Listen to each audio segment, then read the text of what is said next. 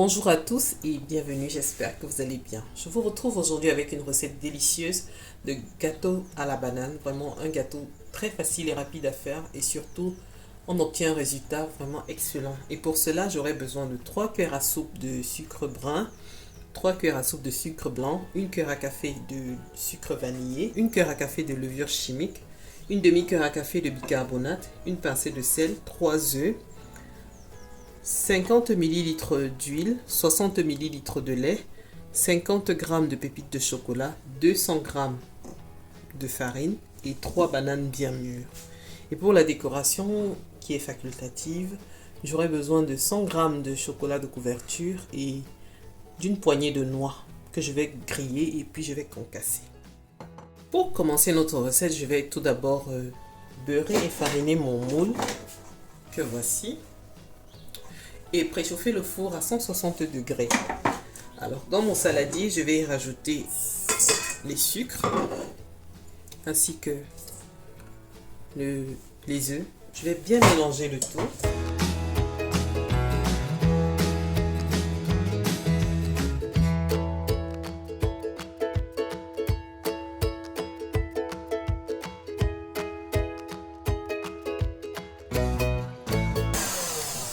Alors lorsque le mélange devient mousseux, je vais y rajouter l'huile ainsi que le lait. Je vais mélanger encore le tout.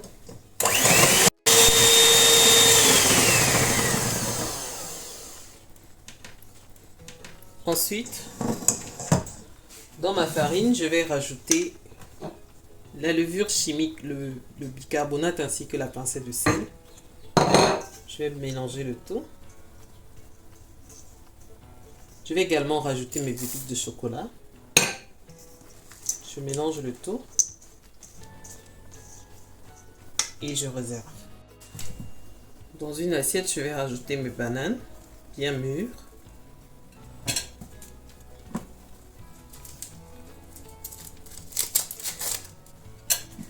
À l'aide d'une fourchette, je vais les écraser.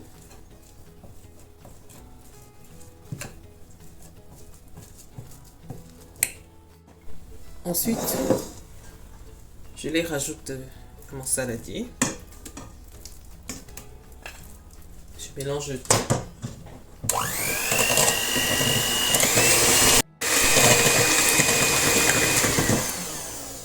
Alors lorsque le mélange est homogène, je rajoute ma pâte ainsi que les pépites de chocolat, la levure, le bicarbonate et la pincée de sel.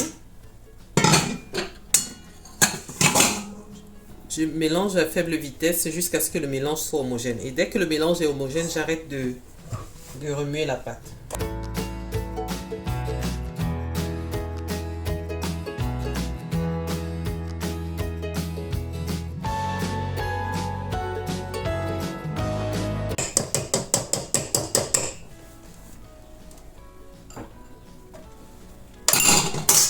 Ma pâte est prête.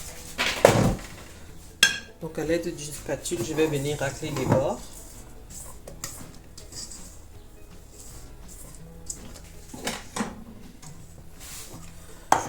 Enfin, je verse le mélange dans mon moule.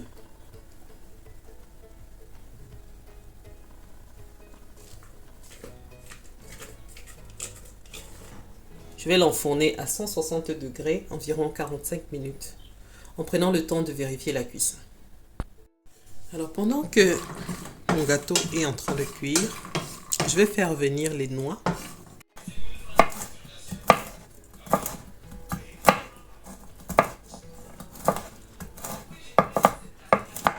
À la sortie du four, voilà ce que l'on obtient. Le gâteau est vraiment moelleux. Donc je vais attendre qu'il refroidisse un tout petit peu avant de le démolir.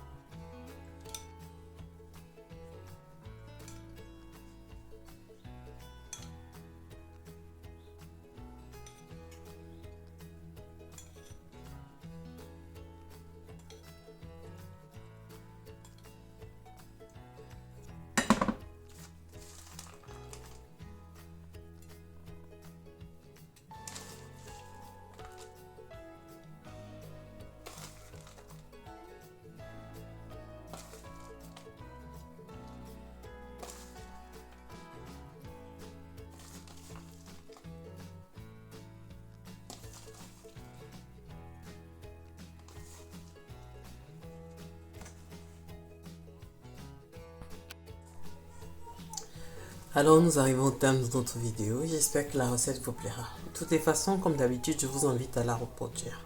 Je vous remercie d'avoir regardé la vidéo jusqu'à la fin. Si elle vous a plu, n'hésitez pas à me laisser un like, de me dire en commentaire ce que vous en avez pensé. N'hésitez pas également de vous abonner, d'activer la cloche de notification pour ne rien manquer. Merci et à la prochaine.